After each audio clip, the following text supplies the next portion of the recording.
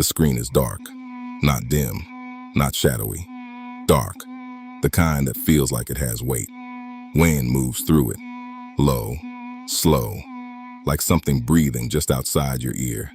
A match strikes, the flame catches, and for 1 second, we see her, a woman standing deep in the woods, hair tangled, eyes empty. She kneels and drags her finger through the dirt, drawing slowly, a circle, jagged lines cracking through its center like a broken wheel. She has done this before. Her hand does not shake. A man steps out from behind a tree and rests his hand on her shoulder. He does not speak. She does not look up. "It has to be tonight," she whispers. "He found the pouch." The man nods. They both look up, past us, at something we cannot see. Something in the dark, between the trees. Their faces hold no guilt, no hesitation. Just the quiet, settled look of people who decided something a long time ago and have simply been waiting for tonight. Then we hear it, a muffled sound, low and desperate, coming from somewhere behind us. Cut to black. We do not see who it is. Not yet.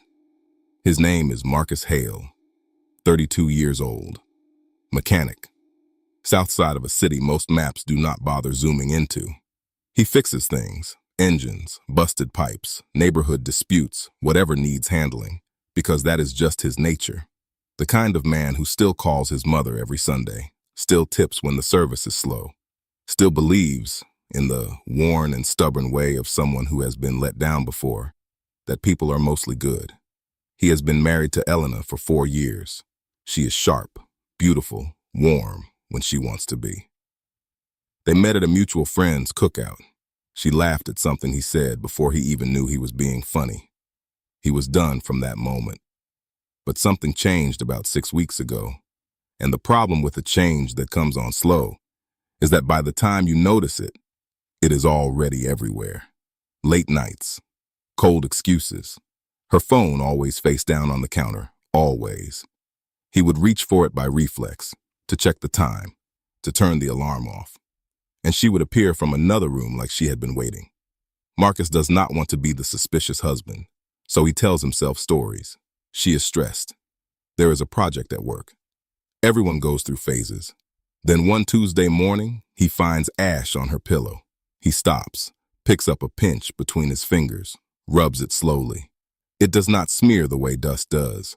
It sits on his skin like it belongs there. Not dust, not lint. Ash, fine and gray, like something small had burned right beside her sleeping head. He goes to the kitchen, tries to keep his voice easy, probably from the fireplace, she says. You know how it drifts through the vents. Marcus looks at her. Then he looks down the hall. They have not used that fireplace since February. He does not say that out loud. He just nods and pours his coffee. But something in him, something careful and quiet, begins paying attention. He starts with the garage. He had walked past the side panel 100 times and never looked at it. But the morning after the ash conversation, something makes him stop. There, carved into the wood, small, deliberate, not fresh, is a symbol. A circle with jagged lines cutting through its center. He does not know what it means. He just knows he has never seen it before, and now he cannot stop seeing it everywhere. The mailman who has worked their street for 11 years, Roy, the one who always has something to say about the weather or the game, hands Marcus his mail without looking up and walks away fast. A woman at the pharmacy, someone Elena has been friends with since before they were married, spots Marcus in the next aisle and turns her cart around and goes the other direction. He starts keeping a mental list, 7 people in 4 days who used to look at him normally and now do not. That Friday, Elena says she's going to book club. She has mentioned it before. He has never cared. Tonight something is different. He gives her 10 minutes. Then he follows. She does not go to anyone's house. She drives straight the Maatsi through town, past the point where the streetlights end, and turns onto a dirt road at the edge of the woods. Marcus cuts his headlights, parks on the shoulder, follows on foot. He sees the fire first, low, burning in a pit between the trees. Then Elena, then the man beside her, and Marcus's heart does not just break. It goes cold, because they are not standing like strangers. They are standing like people who have stood together many times before. The man reaches into his coat and hands Elena something, a small leather pouch. She opens it carefully, looks inside, and nods. Marcus squints, strains to see. Hair, a small clump of dark hair. His length, his texture. He reaches up and touches the back of his head without thinking. He will not fight it, Elena says. He trusts me. Marcus takes one step back. A twig snaps. Both of them turn. Their eyes find him in the dark. He runs. He does not go home. Not that night. He drives to a gas station parking lot and sits until 4 in the morning, hands on the wheel, engine off, watching the fluorescent light buzz above the pump. Trying to find an explanation that does not terrify him. He cannot find one. By morning, he has almost convinced himself to go to the police. But what would he say? My wife was in the woods with a man, and I saw some hair. He goes home instead. Elena is asleep. She does not ask where he was. He showers and goes to work and tries to hold the world in a shape he recognizes. It gets harder by the hour.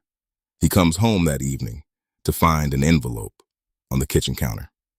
No stamp, no return address. His name written on the front in handwriting he does not recognize. Inside, a single index card. On it, the symbol, the circle with the jagged lines. And beneath it, 4 words. Get out. She knows. He stands in his kitchen holding that card for a long time. That night he goes to see Jonah. Jonah has been his oldest friend since they were 19. The person Marcus trusts more than anyone outside his own family. He finds him in his driveway washing his car, and something in Jonah's face shifts the moment he sees Marcus coming. Not relief, fear. Marcus keeps it calm. Something is going on in this town, man. With Elena. With people. I need you to talk to me. Jonah's hands go still on the car door. He looks at Marcus, then at the house, then back at Marcus. When he speaks, his voice is barely a breath. Listen to me very carefully, Jonah says. Do not go home tonight. Do not eat or drink anything she gives you. The front door opens. Denise, Jonah's wife of 8 years, steps onto the porch. She does not say a word. She just looks at Jonah. One long, flat look. Something in Jonah switches off like a circuit breaker. He turns back to the car, rings the sponge slowly. I do not know what you are talking about, Marcus. I think you are stressed. You should go home and get some rest. Marcus looks up at Denise on the porch. She is watching him now, her face completely still. Not angry, not curious. The expression of someone watching a process they have no emotional investment in. Marcus understands then. Really understands. That Jonah has been trying to warn him for weeks. And that every time he has tried, someone has shut it down. He gets in his car and drives. He goes home because somewhere inside him, the part that loves Elena, the part that has loved her for 6 years, needs to look her in the eye one more time and give her the chance to explain. It is the most expensive decision he has ever made. The house is dark when he walks in. No lights, no sound. He moves through the rooms slowly, calling her name. Nothing. Then he smells it. Wax, burning slow. He follows it to the kitchen. Elena is sitting at the table. 12 candles form a ring around her, every flame burning perfectly straight, not a flicker, like the air itself has gone still.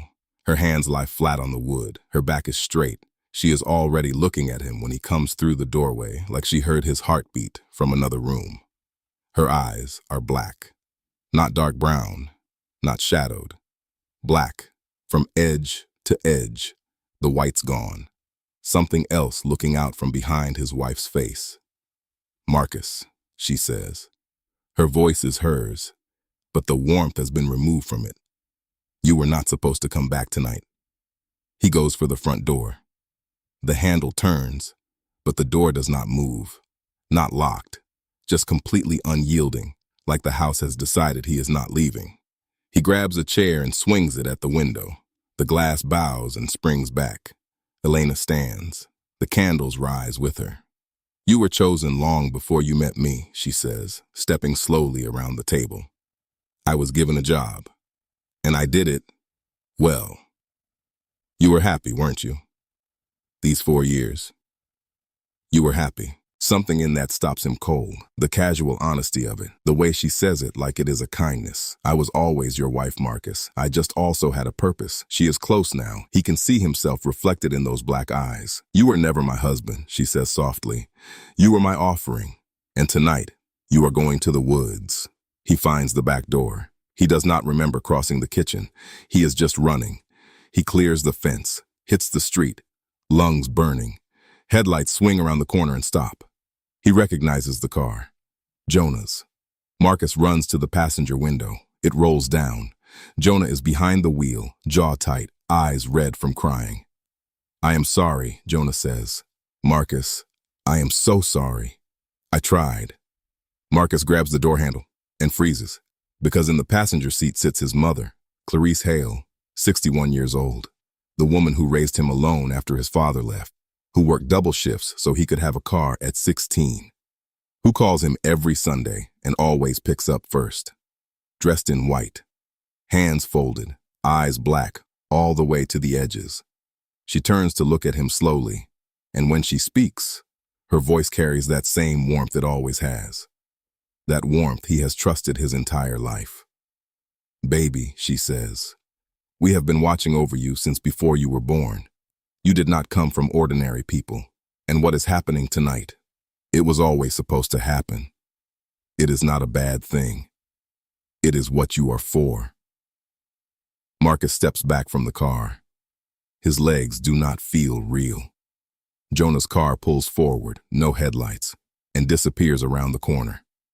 Marcus stands in the empty street, and then it comes to him. The cold open. The woman in the woods. The man beside her. The thing in the dark between the trees, gagged and struggling. He knows now who that was. That was someone who found out before he did. Someone who ran. Someone who did not run far enough. His phone buzzes. Unknown number. One message. Room 9. Midway Motel. 2 miles east.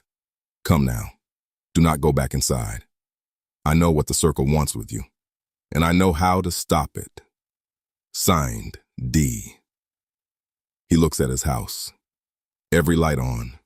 Silhouettes filling every window. Far too many for one person, moving slowly, all facing out. Watching the street. Watching him. Marcus turns east and walks. He does not have a plan. He does not have anything except a message from a stranger and the understanding that whatever he was before tonight, he is something different now. And somewhere behind him, in the kitchen of his house, 12 candles are still burning. They do not go out until morning.